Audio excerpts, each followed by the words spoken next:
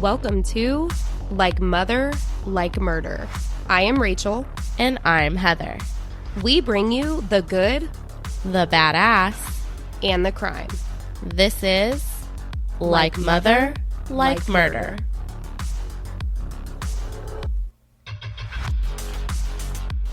And right now is Like Mother, Like Murder's trial updates, where we will be providing daily coverage in the ongoing trial of Donna Adelson for the murder of Dan Markel.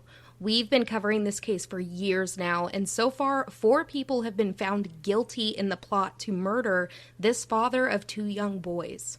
And Donna Adelson, Dan Markel's former mother-in-law, is the latest conspirator to stand trial for this crime.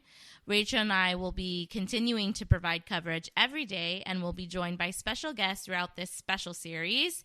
We will be bringing you this every day that there is trial coverage, so let's do this.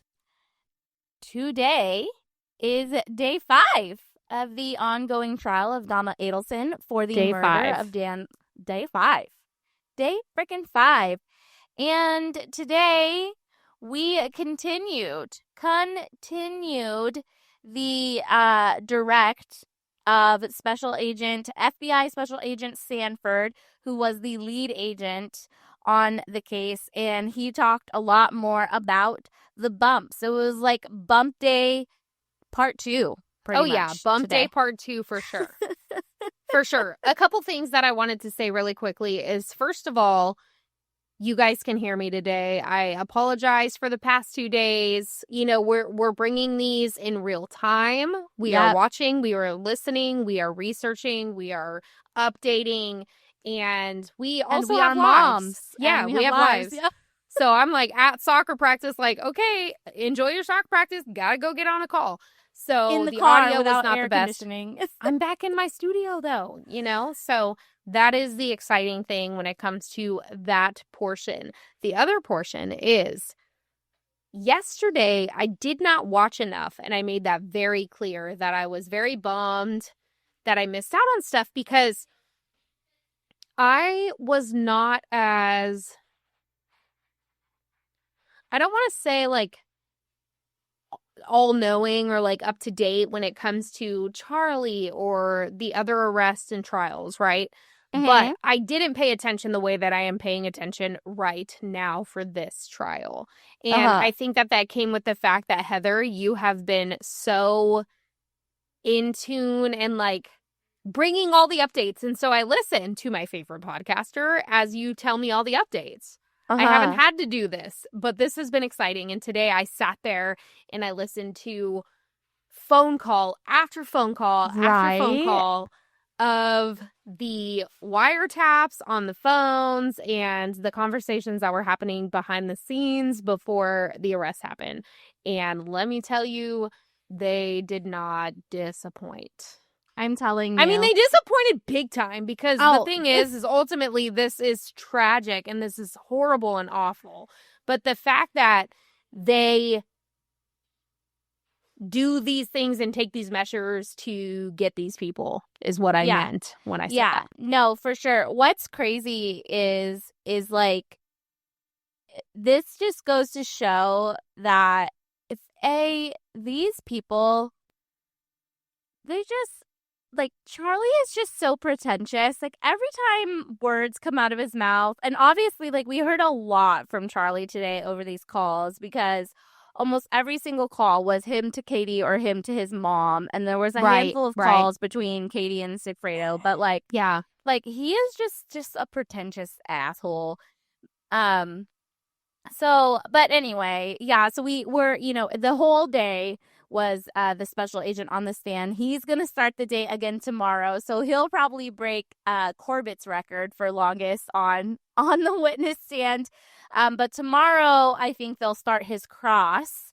They'll definitely start his cross. I don't know if they'll start the day with his cross, but he'll be cross-examined by the defense. We'll see how it goes. I've had a problem with how well the defense has mounted their cross-examinations. We'll see if they do any better. But we kind of, what they did was they had been tracking, right? They had been, everything was tapped. They'd been tracking it. They had started the bump. This got things moving.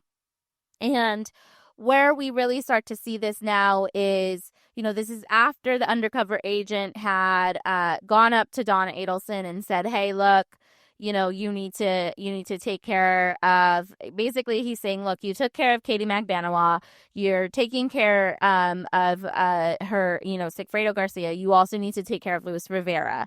We took care of this job for you, all three of them were involved, you need to deal with it. And so Charlie, this pretentious guy, and of course he's finding a way to talk about this in this like weird way. And of all things, he finds a way to talk about, I don't know, did you catch this part? Because the audio is horrible. Of course they have the transcription there, which is helpful, but he finds a way to talk about his penis. Like throughout this whole thing, just every single thing from penis to tits to I'm like, what is happening to godchildren? Like, you're my godchildren, like godfather to my children, like everything. I'm like, just what is happening here? My guy? Like, you're just so ridiculous. But eventually, what he does is he tells Katie, he says, look, I'm going to give you $10,000 to pay this guy. And he tells her basically, get in contact with Luis Rivera, however you need to do it. Like, tell Sigfredo Garcia, whatever you need to do, contact the guy. I'm going to give you the number. And he says, tell them that you heard he got in contact with the people and that they dropped the name, and that basically tell them, look, they had nothing to do with it, meaning the Adelsons. They had nothing to do with it. You have nothing to do with it. But because they're charitable people, he says, make sure you use the word charity and make sure you're saying you're just helping them out. And because they're nice people, pretty much. Yeah, and stop. This is charity. They're going to give you the money. And it's just like, what the hell? Like, this is so dumb. And just, he's like, make sure you tell them, like, I had to do a lot to make sure they don't go to the cops. But we're going to give you this money, but don't contact them again or they're going to go to the police. And so, it's so dumb. It's so dumb. But they continue with the conversation. They're talking about this person. And what I found out of this conversation that Charlie's having with his with Katie McBanawa too is like, there's one part where he's talking to her and he goes, this person though, he's blackmailing. This person's blackmailing someone, they either take care of that person who's blackmailing them and they say, okay, you're blackmailing someone who has no problem possibly doing bad things. You're not blackmailing someone who just, had sex with their secretary. No, you're blackmailing someone. Yeah, like a criminal, like someone who actually does this for a living. Mm-hmm, he's like, you're playing with the big boys now or something. So, like, he's like the way that he's saying it, he's almost saying like, yeah, you just blackmailed someone who was willing to kill somebody. And I'm just like, you're trying to be all big, badass, I'm Charlie freaking Adelson, and you're basically admitting your guilt here. So dumb. In all this we saw at Charlie Adelson's trial, but how does it connect to Donna? He has this whole conversation, he walks out, and who does he immediately call after talking to Katie? Every single time, though. It's not once, it's not twice, it's not 3 times. And it's not only after talking to Katie, it's before talking to Katie. It's every single morning. And it's bizarre to me because I will admit I am one of the most family-oriented I talk to my mom humans all the out there. Time. Yeah, I call my mom, I talk to my mom. We are very close. All the time. Constantly. Yeah. But it's the these timing conversations, of the calls. Timing, yes, but also the content and the conversation itself is also like, what are you doing? Like, this is all so bizarre.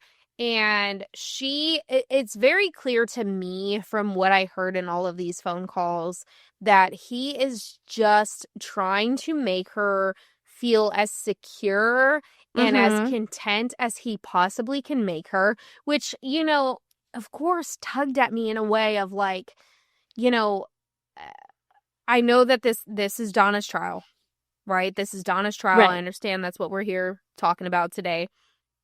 But it did kind of like make me at points think like, damn, he really did bring her through it, And he told her like, things are fine, things are great, things are okay, things are going to be, they're going to be what they are. calm down. The amount of times throughout the conversations that I heard today where he's like, you overreact. You need to chill out. You need to calm down. You always do too much. Overreacting. Exactly. Yeah. And it's like, damn, like what a manipulative human. I mean, he learned from and the best, I mean, though. where did he get it from? Right, so, right? Yeah. But you bring up a good point, because here's the thing, though. If Donna had nothing to do with it, and I thought about this today, like, let's just say, like, she had nothing to do with it, like, beforehand, and let's say she only knew about it, like, after the fact or whatever. Right. Like, and he's bringing her, like, let's say that this undercover agent or whatever walks up to her, hands her this piece of paper, and, you know, she doesn't go to the cops for whatever reason. She goes to Charlie, and Charlie just says, Mom, I've taken care of it. If she really didn't know anything, she would have just dropped it. Right? If she really didn't know anything, it wouldn't be a constant contact of, oh, don't worry, Mom. But it seemed like every single day. It was constant. Yeah. Like, and I remember there was even the one phone call where he calls her, like, right after, you know, him and Katie had talked, and they had started using, like, this real estate, like, you know, code words. And she started saying, like, oh, something about where this was where they had started talking and thinking, like, yeah, this might not be real. Like, this might be fake. Like, this might not be a real, you know, thing. This might be like the cops pretending that, you know, this is a cover. They're just trying to get something out of us. And he, of course, calls his mom right after. And he starts off the conversation by saying, oh, I'm driving. There's a lot of police around. Giving out tickets or something. There's a lot of police around. And he says, that's what I think it is, without question. And it was just like a non sequitur, just straight from saying, there's a lot of police around, you know, giving tickets. That's what I think it is, without question. And she goes, oh. And then, you know, so there's a lot of stuff like that where Charlie is just trying to tell his mom, yeah, like, no problem. Don't worry. It's definitely what I think it was. You don't got to worry. Nah. And then there's just a lot of stuff going on. You know, a lot of him telling his mom that, a lot of him telling Katie that. And, you know, this Sanford guy is this FBI agent. He's just on the stand going back and forth, talking about, you know, here's this call between Katie and Charlie. Then Charlie calls Donna, and then Katie calls Sigfredo, and then Charlie and Katie talk, and then for real. Then I texted Rachel about this today, because I was like, it's just so funny, because at one point, though, Katie gets just pissed, and she's like she's on the phone with Charlie, and she's like, I'm sick of this code shit. Just no. She was like over like the code talking. She's like, no more real estate bull, no more this, that, or the other. Like, she went off in that moment, and actually the next few phone calls. So that day, it was very clear. Like, I'm always like, oh, put yourself in these shoes, da. This was the day. This was the moment that she felt insecure in their plan, in their method, in their madness, all of it. And it showed in every single phone call. It's crazy, because I feel like the more that you hear from Charlie, he's very manipulative. He reminds me of people in life, and he's very able to, like, keep his cool and keep his composure in high stressful situations. And at one point today, Catherine Magdanois was like, there ain't no fucking way, and she lost her. I think that, like, there was over 100 F words in just that day of phone calls. Over it. She was like, I will figure it out. Like, F this is not happening. This is not, like, figure it out, you know? And it just showed even more. Yeah. You know, who's guilty, which we already knew in that aspect. But, I mean, bringing it back to Donna, every single time there was this conversation with Katie Magdanois, the phone call ended, and the first person that was called was Donna. It was, here, let me give you an update. There's nothing to worry about. Nothing to worry about. Yeah. Guess what? There was a lot to worry about. There was a lot. And he does eventually. So at the beginning, this all started because the undercover agent, right, he approaches Donna. Donna calls Charlie. Charlie calls Katie and tells Katie, you call the number that was given to my mom. Katie actually tells Sigfredo Garcia, you call the number. I could say the number out loud right now. That's how much this number is talked how many about. Times. Like, Well, and it was so funny how many times they got the number wrong. And I'm like, how? I mean, you guys, like, it's the fuck. You should know what this number is. Like, seriously, it's the blackmail number. But then, so eventually, though, and it's so funny because between Katie and Sigfredo Garcia saying how many times they called the number, Sanford's on the phone saying, no, they never called the number, which is hilarious. But then eventually, Charlie actually does pick up the phone and call the number. And the undercover agent picks up. And this is like the only time, right? It's been so long at this point. This is the only time anyone ever actually talks to the undercover agent.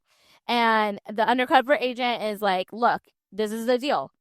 I gave the thing to Mrs. Adelson. I told her she needs to take care of, Tato, Tuto. You took care of Katie. You took care of Tato. You need to take care of Tuto. And he's like, you need to deal with it. And Charlie's like, well, I don't know what you're talking about, but let me look into it, kind of thing. And, he actually is the only one to ever talk to the undercover agent. And at this point, they had approached Dawn on the street. They had sent a letter to their home. They had called the Adelson Institute. Right. And so like they had been trying to push this forward.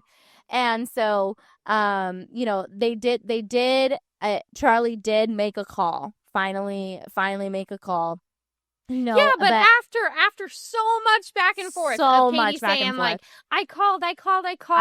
Like, no, you didn't. But and I of course the undercover agent's like, no, no one ever called. No, definitely did not call. And she's like, I called, nothing. It's were inactive. like getting it's inactive. The number You call. And they fought. And then the next phone call would be like, oh, honey, you want a gift? You want a limo? You want to meet at the beach? Like, it's crazy to me. Yeah. Like, it's crazy. It was so confusing. It was definitely so confusing. And this call that was made, it was very interesting too, because at the end of the call, the undercover agent's like, do the right thing. And Charlie, when he talks to his mom after this, he's like, this is definitely the cops. Who says do the right thing?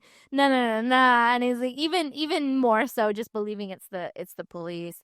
And so, and it's just, and Charlie, every time he goes on this like grandstanding, like pretentious, like, speeches to his mom or even to Katie, I'm like, will you stop talking? It just really, really, because, I don't know if you remember this. I think I mentioned it like way, way, way back when we first covered it, like very first episode, that Charlie Adelson used to, when he was not incarcerated, he drove a Ferrari with a vanity license plate, and the vanity license plate said Maestro.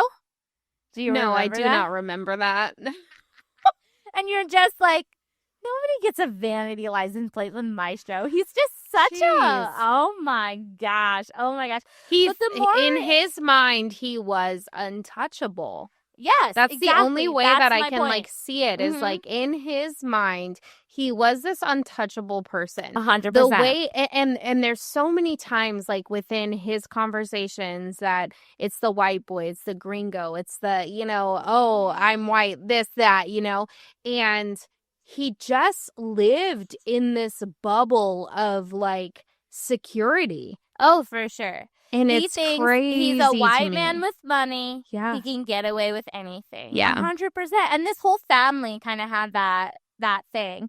And it's crazy because they played a lot of conversations too between him and Donna where they're like talking about Wendi and her love life. And at this point, they really, really, that was the other thing I had written down is they're not telling Wendi about the current situation, and it seems like they had kept it from Harvey, the dad, for a while too. They did eventually seem like they told Harvey, but for a while they were trying to keep it from him.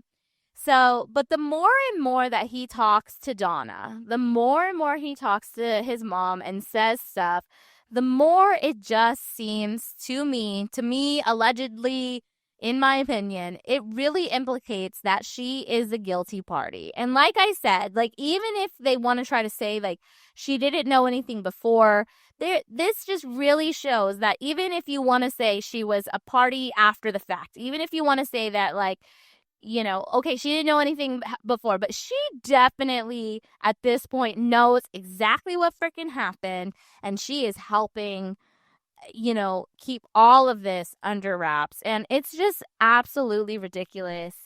And it's very clear. Like, it's very clear she knows exactly what's happening. See, with her, it's one of those things where, yes, it is clear. But at the same time, like Charlie, it seemed like he was working whatever magic he had in every single relationship and every single conversation and every single area of this. So it's crazy because, like, in today and in these conversations, I think less of Donna as the matriarch mastermind and more of the believing in her little boy, and he's doing what he wants to keep this family together, you know. The other thing that I felt at one point was, I know that yesterday or the day before, I don't remember, that I spoke on the fact that I thought, 2 days ago when Jeff Lacoste went up and Katie McDaniel went up, that I felt that Wendi was 100% all-knowing, knew exactly what was going on. And in these conversations, they made me believe that sometimes she didn't. Yeah. And I don't think that way right now. Like, with the other conversations that happened, I still firmly believe that she was in the know of what was going on. Yeah. But they truly, like, with their conversations, made me think at certain points that I was like, ooh, how much did she know? Or, ooh, how much was she involved with? Yeah, because the way they talk about it, it's like Wendi doesn't realize she was given a second chance and she's not, like, blah, blah, blah, blah. I don't know. I see your point, and I agree with, I agree with you, because the way they make it sound is as if she, like, didn't even know. But they also, like, infantilize her a lot, as if, like, she doesn't even know what's good for her. Like, she doesn't even realize that the man she's dating is perfect for her. Like, as if, like, she's not a, you know, a grown woman in another, like, you know what I mean? So it could just be a little of that. It's such a puppeteer situation, though. You know what I mean? Oh, it's like, oh, she doesn't know what's good for her. It's like, that's because you guys are trying to fucking puppet your way into her life and make something that wasn't necessary. Like, that's crazy. For sure. No, I totally agree. Yeah, I think that's definitely a big part of it too. And I've always wondered too if they just never told Wendi that, like I wonder if they told Wendi, like, we're gonna have someone go threaten Dan, that if he doesn't, like, agree to it, he's gonna get hurt. And, like, maybe she just didn't know that they were, like, so do gonna we actually, like, kill a question him. Like a legit question from me trying to understand. It's very clear that Donna, Charlie, Katie, Sigfredo, people are tapped. Yeah, they're being listened to. Yeah. Was Wendi, first of all? I assume she was. I assume she was. So, therefore, there is that part of me that's like, they weren't calling her every 2 seconds. They weren't having the same conversation with her. They were keeping her out of it. Yeah, and it's like, so for me, even if there was a conversation, I mean, obviously Charlie said some shit that made people question things in the first place. I mean, you know what? For your divorce gift, I'm going to buy you a TV because it's cheaper than hiring a hitman. It's clear that these conversations were had, but maybe that is the thing that's like, they kept her in the dark on certain things, and maybe she wasn't as knowing. That's why I believe, like, I think that's what, you know, April asked us the other day, like, how much do you think she knew? And I thought about it over and over and over. Yeah, that she knew enough She knew enough. And, or she at least, like, but had did an she know inkling enough? That's what I'm trying to say. Heather, let me ask you a question. Okay. And this might ruin our lives. This might come back to us someday and ruin our lives. I don't know. This is all alleged. Everyone that we speak about on this podcast is innocent until proven guilty. Okay. That should cover us. So, you hear, we both have brothers. Mm-hmm. You hear your brother saying some stupid ass shit. People say stupid ass shit. It's not okay. But some people say dumb stuff. She's grown up with Charlie. And it, to me, from what I've heard, it doesn't seem like overnight he was this dumbass, right? It seems like it was very clear that this is who he was his whole life. Exactly. Yeah. So you're used to your brother being this way, making these comments, saying stupid shit. Do you report? Oh, my brother made a comment that it was cheaper to buy a TV than hire a hitman, right? So, like, in the beginning, do you report that? But then, of course, like, after everything happens, so no, she doesn't. It's clear she didn't. But, like, after everything happens, it's like, and you start putting two and two together, then is it like, holy shit, this happened. I remember my brother said this. This is what it's looking like. What do I do? You know, so it does, in a sense, like, make me think, like, is she more innocent than I thought 3 days ago? And here's why I believe that she is not a truly innocent party. Yeah. Allegedly, all in my opinion. Mm-hmm.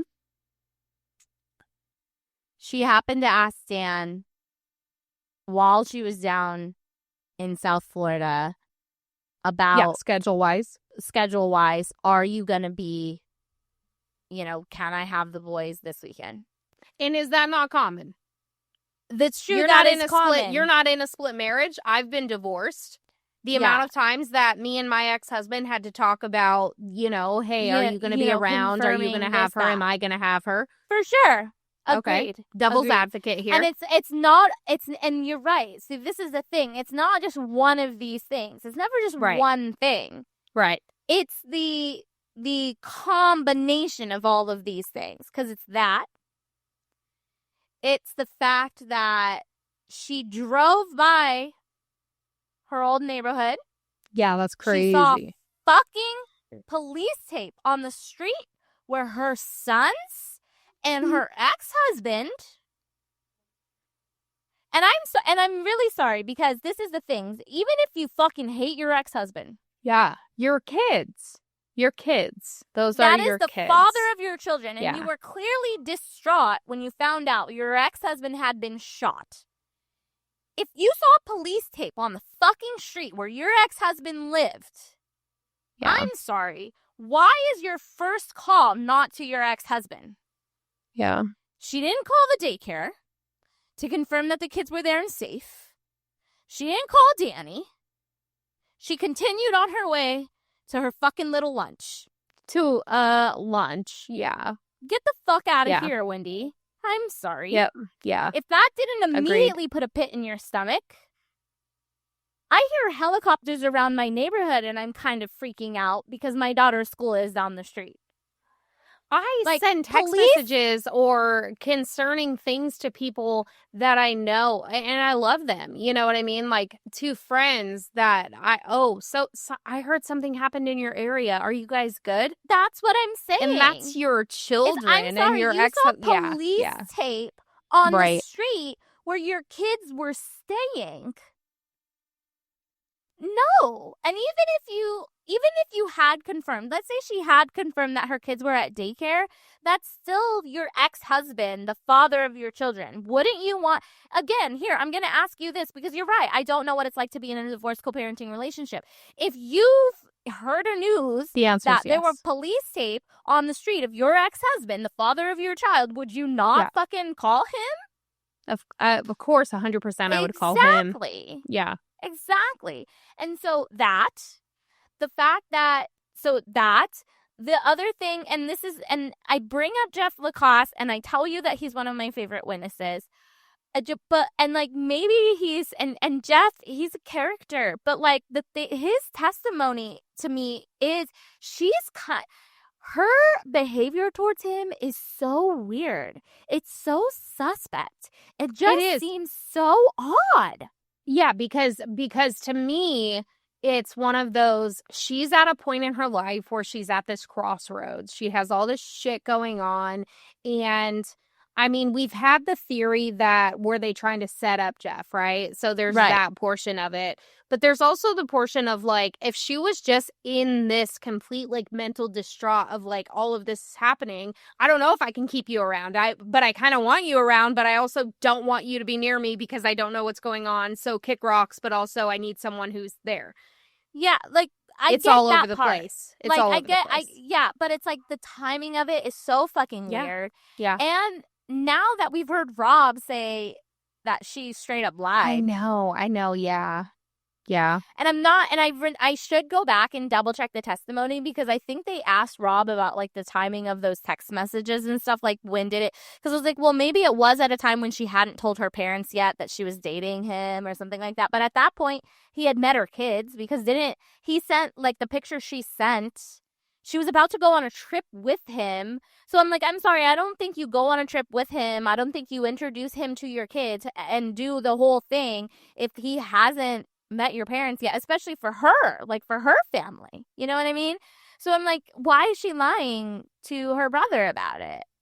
Yeah. You know? And then there's just too many coincidences for her not to have been in the know in some way. Allegedly, in my opinion, everybody on this podcast is innocent. No, I totally see that. And it's crazy to me how completely sideways this went, because today's testimony really had nothing to do with her. But it does, because like it's right. Like you're right. Like it is interesting that they've kept Wendi completely out of it. But then you go back and like it is true that they specifically said like we don't want to tell Wendi any of this. And even in part of it, they were like, we don't want to tell Dad any of this until they did eventually tell Harvey like a little bit about it. But like they I'm specifically still said, like, curious as to what they told him though, because it's like he skipped work because he couldn't get out of bed and he was so messed up from everything. I'm like, what did they say? I think Harvey didn't know the whole truth. Yeah. About everything, and then they finally came clean to him and he was like, oh my God. Yeah, for sure. Oh my God. And I think that's the reason that right now Donna is standing trial and they haven't arrested Harvey. See, but and to me, part of it is like, so what did they tell Harvey? Because it's very clear that they're keeping things from him.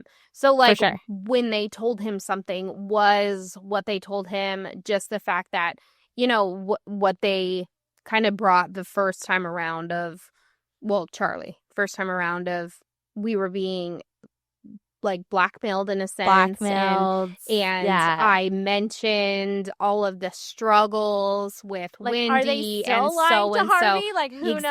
Exactly, because it seems to me like the manipulation I believe they were could go layers deep. For sure, layers deep on this. So, it's interesting. I would pay good money to be a fly on the wall, because we still do not know. We still don't know the conversation that happened between Charlie and his dad at that restaurant, because the audio was so bad, and then they got made, and then like we still don't really know. So it's hard to say. But I don't know how much they told his dad, or even if they told the dad the whole truth. Are they even still lying to him to this day? I think they're lying to this day. I personally feel like they're lying I totally to him think to that this that's day. possible. He's sitting there waving to them, not knowing what masks are on these sad. faces. You're like, it's Harvey. Very sad. It is very Harvey. sad. Yeah. But that just goes to show you. I mean, he's been married to Donna for how long? Who cares? You can never really trust people, man. Sorry. Who cares how long they were married? I don't care about her. I'm just saying, you I can know. never really trust anyone. Yeah. That's what's so crazy. It's so It is crazy. crazy. It is Yeah. crazy. It's insane to know that today was literally all phone calls. All phone calls. Pretty much. And a tomorrow few is texts gonna start in. the same way. Yeah, but I mean, yeah, it was all Not really. It was all phone calls. Yeah. Yeah, I'm interested to see what the defense will do on the cross. 2 full days. Because I was gonna say, so what's his name? What's the FBI's name again? Sanford. So he was on 2 days ago for like half the day. He was on the entire day today. He'll probably spend at least half the day tomorrow. Yeah. At least, if not more. Full, depending on how long the defense decides to cross. But, you know, the defense, like, anytime they want to refute something, they write down, like, you said in your testimony that na. Couldn't it have been na.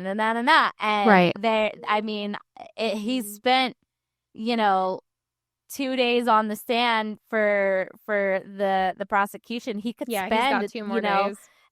At least, like, I mean, he could spend, cut it in half. Like, so he could spend like half a day to a day for cross. I was going to say, if the defense cross, was doing any good. Well, they're so disorganized and they're so bad. So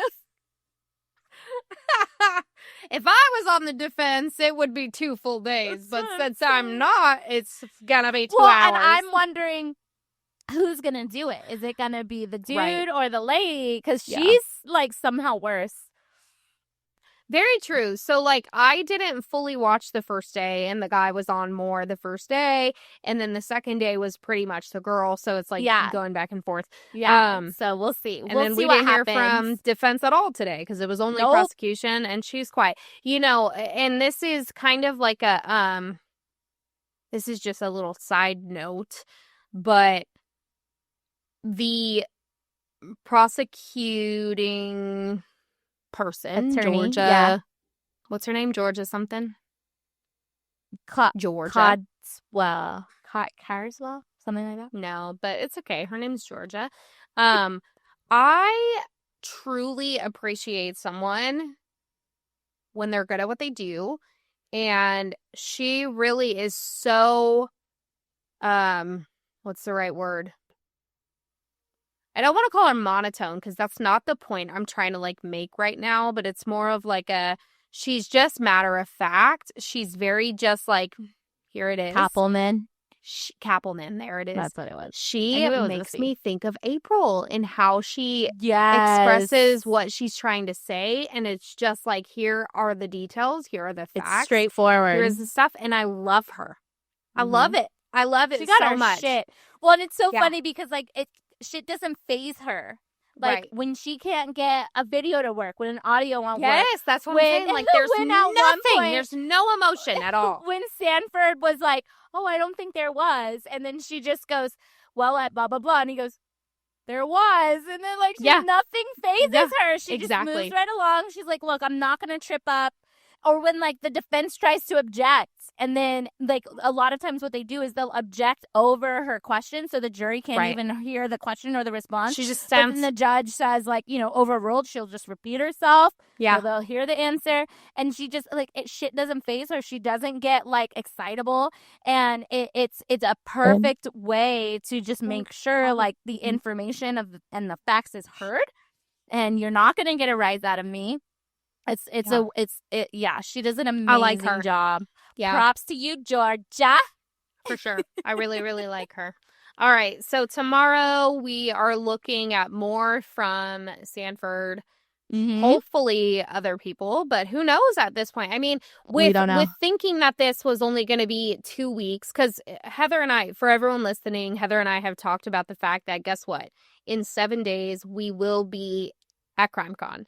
And so therefore, with us doing this coverage on the Donna Adelson trial, it's like, where do we stand when that time comes? Are we going to be sitting at the kickoff party like, hold on really quick, we need to go do this update.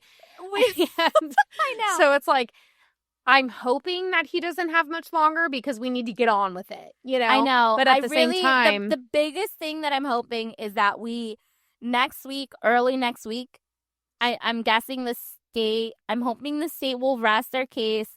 The defense will start their case. And I'm guessing, because I read somewhere, I don't know, we'll see. Charlie Adelson needs to get on the stand. I'm guessing I need to watch Charlie Adelson. And so I'm hoping he gets on early next week. Seriously, tomorrow, please. So, yeah, we'll need to see that. But if we fly on Thursday for CrimeCon, and so we're going to do the best we can, y'all. But we're going to see what happens. And because the thing is, Monday is a federal holiday, they're not going to have court. Oh, yeah, I didn't even think about that. Yeah, so we're going to see how it goes next week. But we'll be back tomorrow. We're going to see what else the state brings. And we'll see you tomorrow. Yes. Special Agent Sanford. Yes, we will. I'm ready for more phone calls and just seeing how everything ties together. He's about wrapped up. I think it's just a matter of cross. So I think he's over putting his glasses on, taking them off. I know, he's like on, taking them off. I was like, leave him on, dude. Like, geez. He needs the bifocals or something. Okay, it's crazy to me. Why is that one of the most bizarre parts of this entire thing? That's crazy. It's hilarious. All right. I love this, Heather. I love seeing your excitement on this conversation. This case gets me, man. Yeah. Because it's wild for sure. It is. All right. We will talk to you guys tomorrow at some point, and hopefully you guys are enjoying this coverage on the Donna Adelson trial. So until tomorrow, we will talk to you guys literally tomorrow. How many times do I need to say tomorrow? All right. Okay, love you. Bye. Okay, love you. Bye.